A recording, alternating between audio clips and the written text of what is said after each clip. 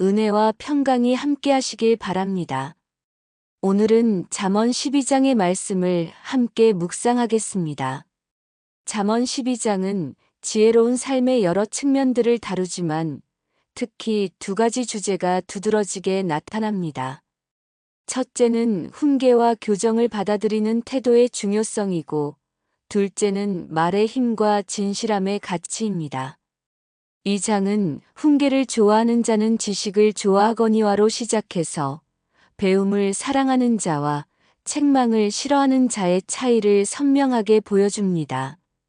또한 여러 구절에 걸쳐 거짓말과 진실, 경솔한 말과 지혜로운 말의 대조를 통해 우리의 언어 사용이 얼마나 중요한지를 강조합니다. 28개의 격언들을 통해 우리는 겸손하게 배우는 자세와 진실하게 말하는 삶이 어떤 축복을 가져다 주는지 발견하게 될 것입니다. 오늘 말씀이 우리의 마음을 열어 더 나은 사람이 되고자 하는 갈망을 불러일으키시길 바랍니다. 잠언 12장 1절에서 28절 말씀. 훈계를 좋아하는 자는 지식을 좋아하거니와 징계를 싫어하는 자는 짐승과 같으니라. 선한 자는 여호와께 은총을 받으려니와 악한 꾀를 꾸미는 자는 정죄하심을 받으리라. 사람이 악으로는 굳게 서지 못하나니 의인의 뿌리는 움직이지 아니하느니라. 현숙한 여인은 그 지아비의 면류관이나 욕을 끼치는 여인은 그 지아비의 뼈가 썩음 같게 하느니라. 의인의 생각은 정직하여도 악인의 도모는 괴휼이니라.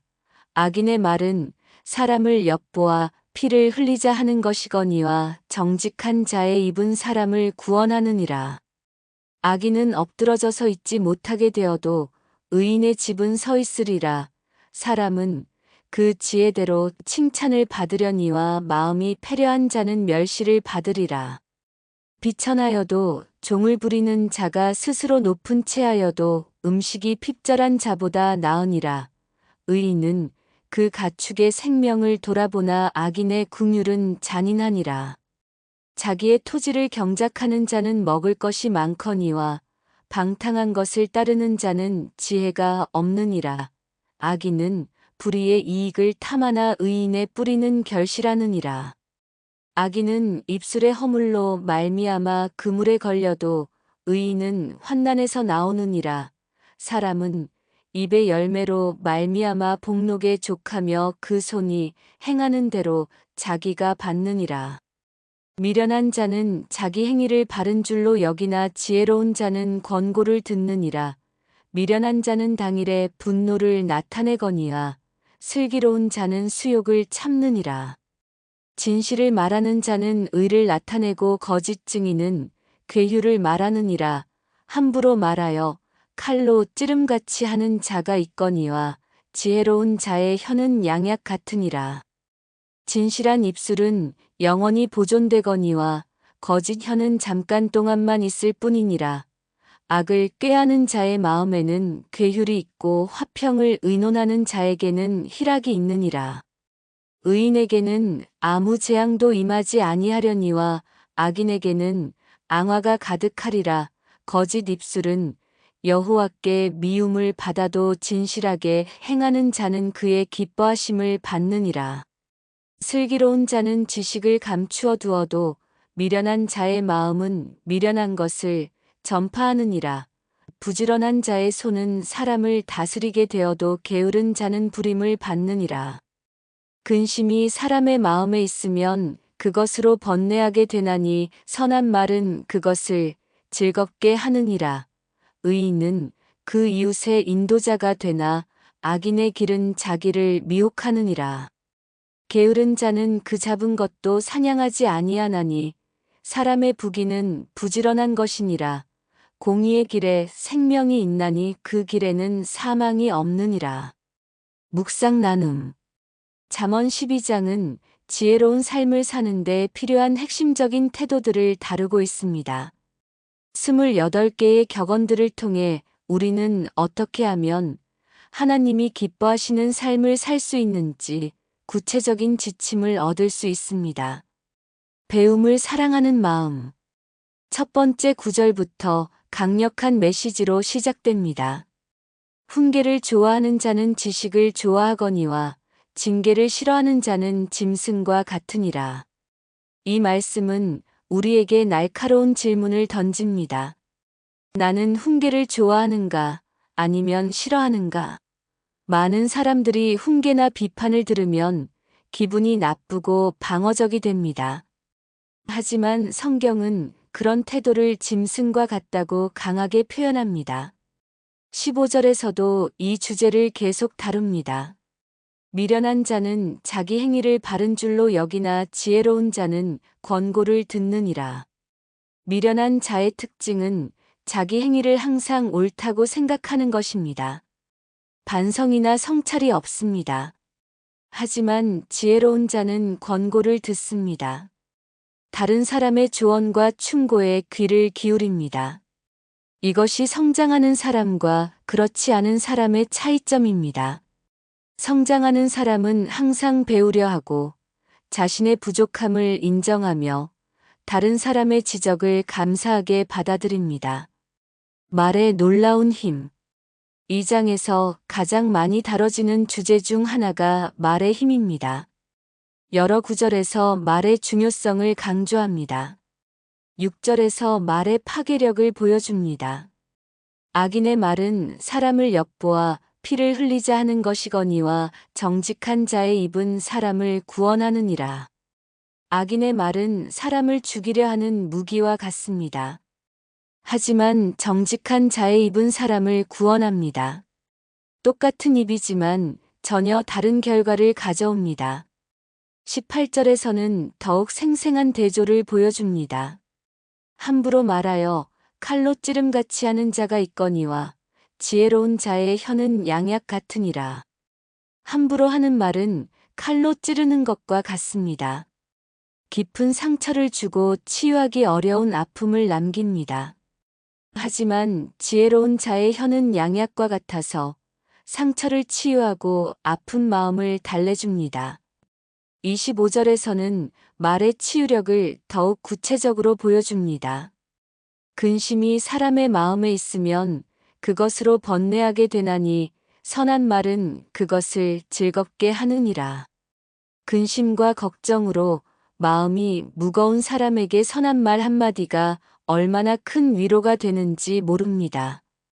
우리의 말이 누군가에게는 생명의 약이 될 수 있습니다. 진실의 영원성과 거짓의 일시성. 19절과 22절에서 진실과 거짓의 운명을 대조합니다. 진실한 입술은 영원히 보존되거니와 거짓 혀는 잠깐 동안만 있을 뿐이니라. 거짓 입술은 여호와께 미움을 받아도 진실하게 행하는 자는 그의 기뻐하심을 받느니라. 진실은 영원합니다. 시간이 지나도 변하지 않고 오히려 더욱 빛이 납니다. 하지만 거짓은 잠깐입니다. 언젠가는 드러나고 무너집니다. 17절에서도 이 진리를 확인합니다. 진실을 말하는 자는 의를 나타내고 거짓 증인은 괴휴를 말하느니라. 진실을 말하는 자는 하나님의 의를 나타냅니다. 하지만 거짓 증인은 속임수만 드러냅니다. 부지런함과 게으름의 결과. 12절과 24절에서 일에 대한 태도를 다룹니다. 자기의 토지를 경작하는 자는 먹을 것이 많거니와 방탕한 것을 따르는 자는 지혜가 없느니라. 부지런한 자의 손은 사람을 다스리게 되어도 게으른 자는 불임을 받느니라. 자기 일에 충실한 사람은 먹을 것이 많습니다. 부지런한 자는 결국 리더가 됩니다. 반면 방탕하고 게으른 자는 항상 누군가의 지배를 받게 됩니다. 27절에서는 게으름의 어리석음을 보여줍니다. 게으른 자는 그 잡은 것도 사냥하지 아니하나니 사람의 부귀는 부지런한 것이니라. 게으른 자는 기회가 와도 제대로 활용하지 못합니다. 잡은 것조차 사냥하지 않는다는 표현은 게으름의 극치를 보여줍니다. 관계에서 나타나는 지혜. 4절에서 가정에서의 지혜를 다룹니다. 현숙한 여인은 그 지아비의 면류관이나 욕을 끼치는 여인은 그 지아비의 뼈가 썩음 같게 하느니라. 현숙한 여인은 남편에게 영광이 됩니다. 마치 왕의 면류관처럼 아름답고 귀한 존재입니다. 하지만 욕을 끼치는 여인은 남편의 뼈를 썩게 하는 것처럼 내부에서부터 파괴합니다. 이것은 여성에게만 적용되는 것이 아닙니다. 남편도 아내에게 면류관이 될 수도 있고 뼈를 썩게 하는 존재가 될 수도 있습니다. 16절에서는 감정 조절의 중요성을 다룹니다. 미련한 자는 당일에 분노를 나타내거니와 슬기로운 자는 수욕을 참느니라. 미련한 자는 감정을 즉시 드러냅니다. 참을성이 없습니다. 하지만 슬기로운 자는 수욕도 참습니다. 이것이 성숙함의 표시입니다. 의인과 악인의 운명. 3절, 7절, 21절에서 의인과 악인의 서로 다른 운명을 보여줍니다. 3절 사람이 악으로는 굳게 서지 못하나니 의인의 뿌리는 움직이지 아니하느니라. 악은 견고한 기초가 될 수 없습니다. 하지만 의인은 뿌리가 깊어 흔들리지 않습니다. 7절 악인은 엎드러져서 있지 못하게 되어도 의인의 집은 서 있으리라. 악인은 결국 무너지지만 의인의 집은 든든히 서 있습니다. 21절 의인에게는 아무 재앙도 임하지 아니하려니와 악인에게는 앙화가 가득하리라. 이것은 의인에게 어려움이 전혀 없다는 뜻이 아닙니다. 하지만 하나님의 보호하심 안에서 궁극적으로 안전하다는 뜻입니다. 오늘 우리에게 주는 교훈. 잠언 12장이 우리에게 주는 교훈을 정리하면 첫째, 훈계와 권고를 기꺼이 받아들이는 겸손한 마음을 가져야 합니다. 둘째, 우리의 말이 칼이 될 수도 있고 양약이 될 수도 있음을 기억해야 합니다. 셋째, 진실은 영원하지만 거짓은 일시적임을 알고 항상 진실하게 살아야 합니다. 넷째, 부지런함이 결국 축복으로 이어진다는 것을 믿고 성실하게 일해야 합니다.